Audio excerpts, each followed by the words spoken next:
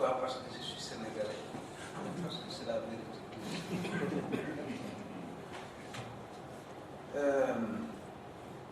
Votre rencontre se passe dans un contexte très particulier.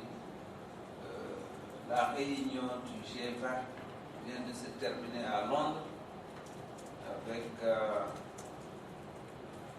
Barack Obama qui vient d'arriver à la tête des États-Unis et d'autres dirigeants du monde. C'est une crise globale, profonde. Et je crois que nous avons beaucoup de choses à dire. En particulier, ce qui se passe confirme pour l'essentiel ce que beaucoup d'entre nous n'ont cessé de dire depuis très longtemps, à savoir que le système ne marche pas. Il a pu marcher pour certains, une toute petite minorité, mais il ne marche pas parce que le monde n'y trouvait pas son intérêt. La planète n'y trouvait pas son intérêt.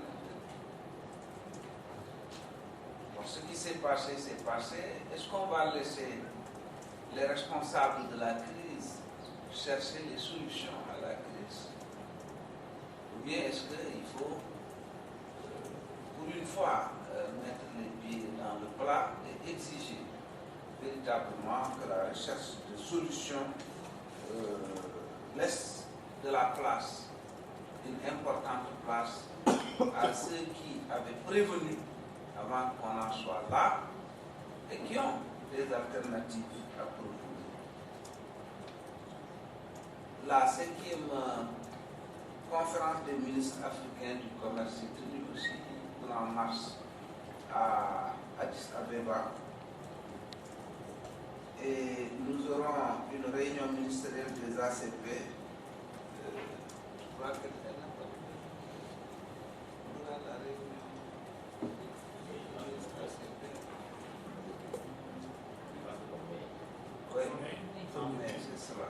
Donc, c'est des occasions, me semble-t-il, qu'il faudra bien saisir pour tenter de faire entendre notre voix dans la recherche des alternatives.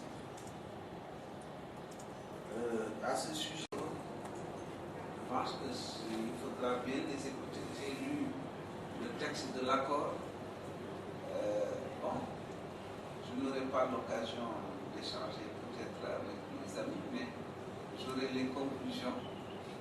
Je suis très intéressé vraiment de savoir comment ça s'est passé.